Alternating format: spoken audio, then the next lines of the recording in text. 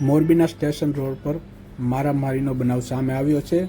આ બનાવમાં જોવા જઈએ તો સીસીટીવી ફૂટેજ પણ સામે આવે છે, જેમાં દેખાઈ રહ્યું છે એક સ્કોર્પિયો કાર આવે છે અને જે રોડ પર ઊભેલી સ્વિફ્ટ કાર છે તેને જોરદાર ટક્કર મારે છે અને રોડની પહેલી બાજુ ખસેડી દે છે। ત્યારબાદ જે સ્કોર્પિયો કાર ચાલક છે તે ફરીથી કારને રિવર્સ લે છે અને ફરીથી સ્વિફ્ટ કારને ટક્કર મારે છે। ત્યારબાદ આ જે સ્કોર્પિયો કાર છે તેમાંથી અમુક લોકો ઉતરે છે અને મારામારી કરે છે। ત્યારે આ બનાવમાં 2 જેટલા લોકો ઈજાગ્રસ્ત પણ થયા છે અને આ બનાવ છે તે જૂની અદાવતને લઈને થયો હોય તેવી હાલ માહિતી મળી રહી છે। આ બનાવને લઈને મોરબી સિટી એ ડિવિઝન પોલીસ તેમજ મોરબી એલસીબીનો સ્ટાફ પણ ઘટના સ્થળે પહોંચી ગયો હતો અને આ બનાવ અંગે તપાસ શરૂ કરી હતી। તેમજ જે સ્કોર્પિયો કાર છે તે ત્યાંથી ટક્કર મારીને હુમલો કરીને ફરાર થઈ ગઈ હતી। તે સ્કોર્પિયો કારને પણ શોધવા માટે ચક્રો ગતિમાન કર્યા હતા અને જે આરોપીઓ કોણ હતા તેની પણ તપાસ શરૂ કરી હતી। જ્યારે ઈજાગ્રસ્તો છે તેને મોરબી સિવિલ હોસ્પિટલમાં સારવાર અર્થે ખસેડવામાં આવ્યા હતા અને આ બનાવ છે તે જૂની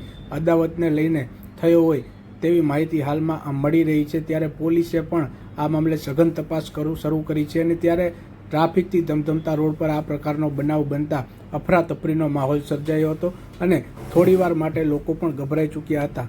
ત્યારે હાલ મોરબી સિટી એ ડિવિઝન પોલીસે આ મામલે વધુ તપાસ હાથ ધરી છે।